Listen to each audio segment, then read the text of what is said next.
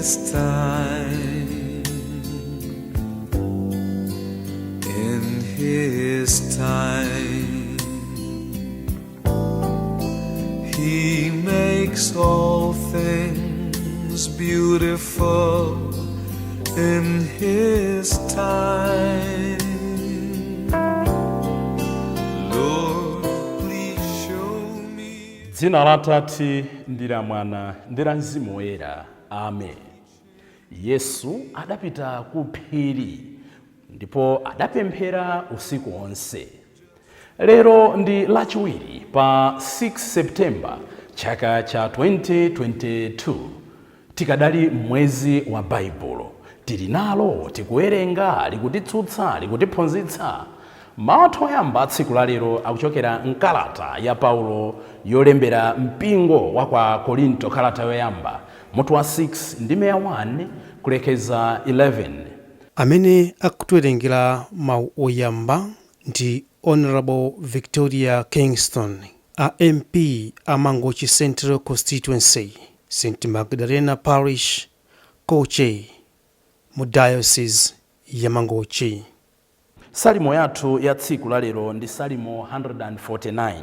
Chauta amakondwera ndi anthu ake. Ndipo mawu amunthenga wabwino ndi monga adalembera Luka oyera mutu wa 6 ndime ya 12 kulekeza 19.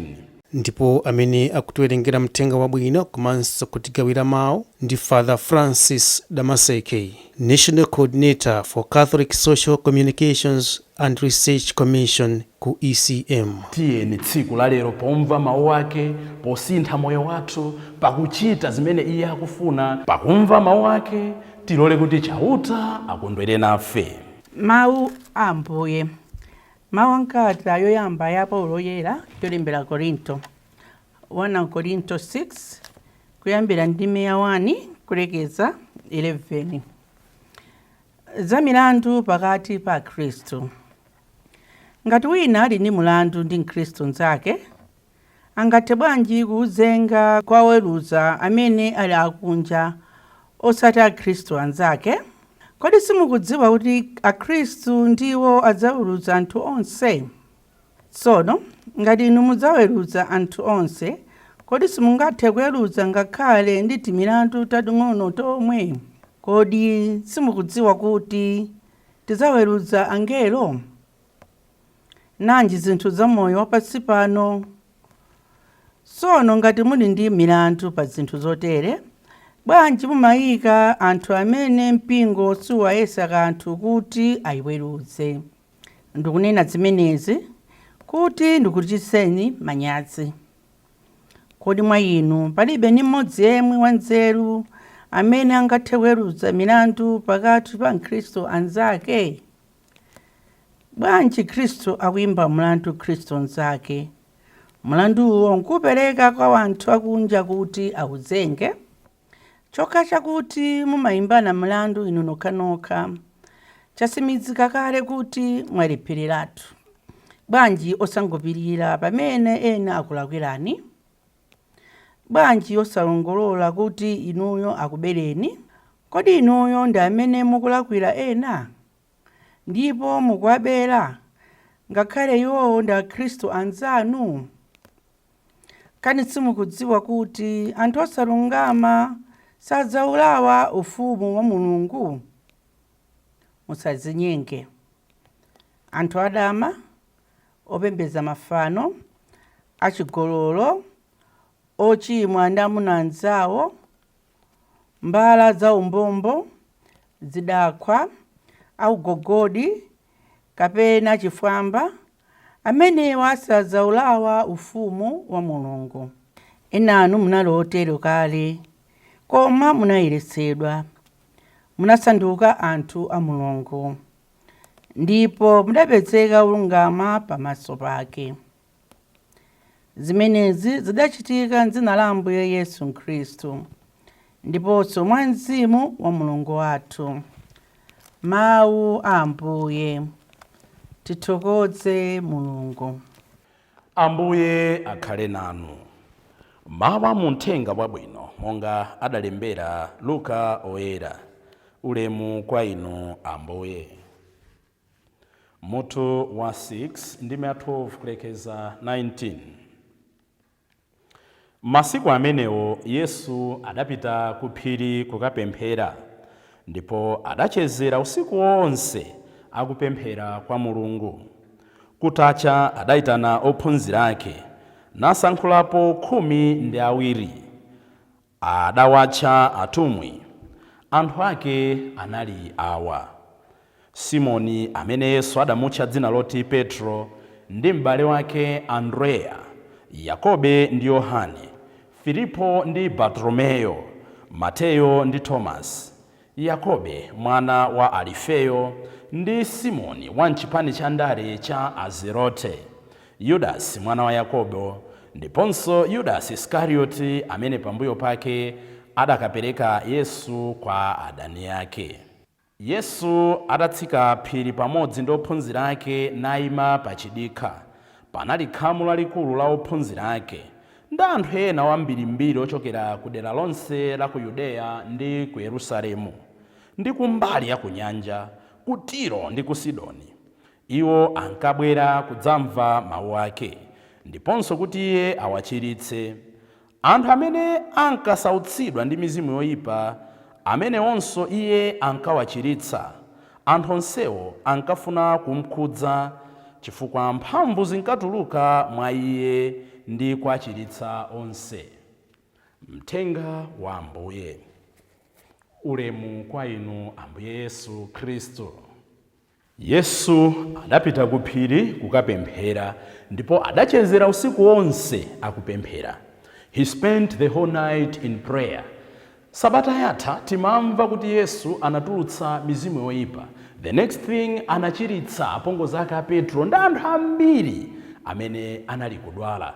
The next thing, we would expect Jesus to be satisfied, to complete, kuyamba kumva kukoma kuti mwana wa Mulungu uja mwamuona bwanji, mwamuona bwanji, kuti ndikuchiritsa mukuona bwanji, mphamvu zili ndine, mphamvu zonse zidapatsidwa kwa ine. Koma we see the next thing with Jesus, akupita kwa yekha, akukapemphera, osangoti 2 hours, osangoti 5 hours, akupemphera usiku wonse. Possibly akuchita izi pa zifukwa ziwiri. Choyambirira, akukathokoza Mulungu Atate pa zimene zachitika kale. Watulutsa mizimu yoyipa, wachiritsa anthu osiyanasiyana, waphunzitsa anthu osiyanasiyana. Inu ndi ine tizikhala ndi nthawi osangoti yopempha kuthokoza Mulungu pa zimene zikutichitikira m'moyo mwathu. Palibe ndi mmodzi yemwe amene anganene kuti alibe chifukwa chomuthokozera Mulungu. Ndibwerezenso, palibe ndi mmodzi yemwe mwa ife anganene kuti alibe chifukwa chomuthokozera Mulungu. Chachiwiri, Yesu akupita tsopano kuti akafunse, akapemphe kufuna kwa Atate in the next day, kuti inde zalero mwandichitira zazikulu, nanga mawa mufuna nditani. Moyo wathu si wathu abale, moyo ndi wa Mulungu. Tizimfunsa mwini moyo kuti what's next after this mission. Lero ndi lachiwiri, nanga mawa lachitatu mufuna ndipange chani. The mission is not ours. Ambiri we rush through events. Timaliza ichi osaona kuti chachitika chifukwa cha chani, tiyamba zina, tizikhala pasi. Adayimba Fr Mlengatu. Munthu wa malonda amapanga sitoko kuti adziwe ngati wapindula, nayenso mulimi amakhala pasi kuti aone ngati wapindula. Tiyang'ane kumbuyo, tiyang'ane kumbuyo, tiyang'ane kumbuyo kwa moyo wathu. Ndani angatiphunzitse koposa kuyang'ana mbuyo koposa zimene akuchita Ambuye Yesu. Anachezera usiku wonse kupemphera. He spent quality time with God the Father.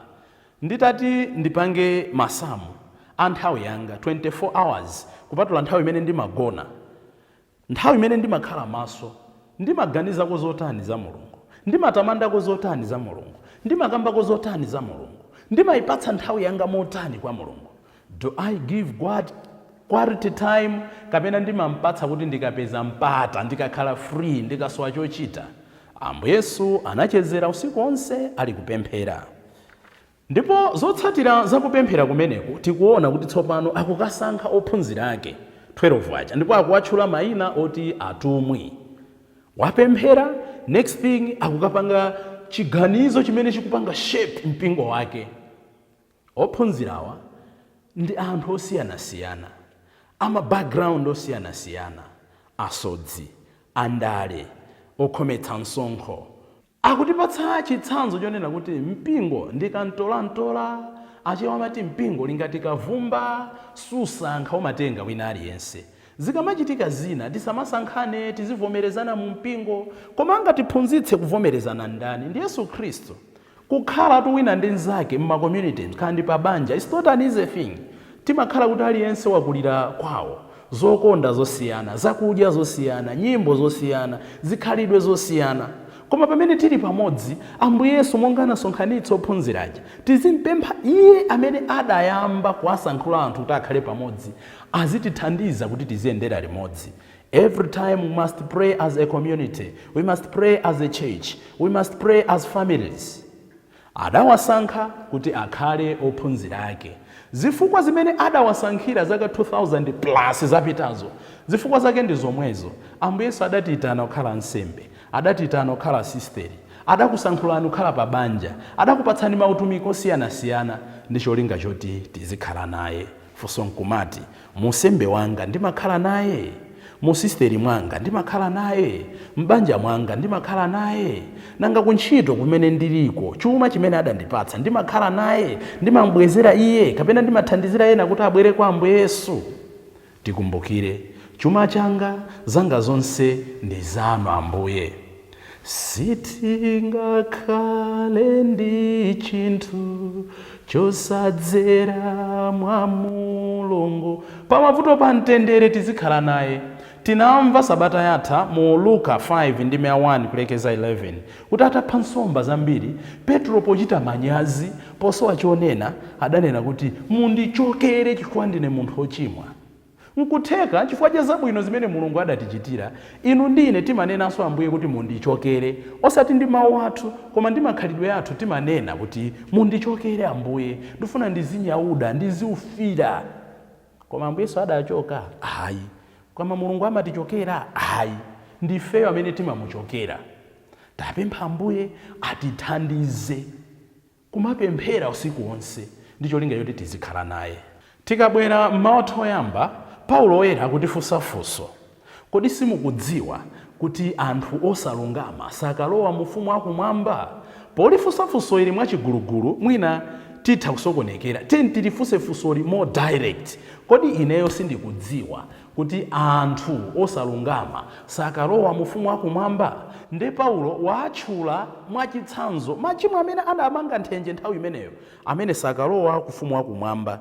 Kani simukudziwa kuti anthu osalungama sadzawulawa ufumu wakumwamba? Musamadzinyenge, akutero Paulo. Anthu adama, opembedza mafano, achigololo, ochimwa ndi amuna anzawo, mbala au mbombo, zidakwa au gogodi, kapena achifwamba sadzapezeka mu ufumu wakumwamba. Kumapetoko akupitiriza, ena anu munali otere kale, koma mudayeretsedwa, mudasanduka ana a Mulungu. Powerful. Komatu zikundiopsa, akuti ena anu mudali otere kale, au chidakwa kumwa modzitayirira. Osangoona mizira mpingo somafuna kumwa mwawo chidakwa responsibly. Ambiri mudali otere kale. Pamene pakundiopsa ine, Paulo akunena kuti mpingo wako Korinto anthu ambiri adali otere kale, meaning adasintha. Koma inu ndine nkutheka tili otere mpaka lero. Ndeti bwerere mawu aliwonse amene timamva every day, mthenga uliwonse umene umalalikidwa kwa ife ndi mkodolo oti tisinthe. Ndati tibwerere mbuyo pang'ono tikumbukire fanizo la anamwali 10, asanopusa asanochenjera. Nthawi imakwana imene chitseko chimatsekedwa, nthawi idzakwana imene chitseko chidzatsekedwa. Mudali otere kale, nkutheka ine ndikadali otere mpaka lero. Anzathu akualangiza. Kuopsa kwake nkonena kuti inu ndine timadziwa kuti izi nzolakwika, izi ndi zabwino, koma ife tidawonjezera lamulo limodzi. M'malo momangoyang'ana malamulo 10 ya Mulungu aja, ife tidawonjezerapo lamulo lina. utha kuchita bola usagwidwe.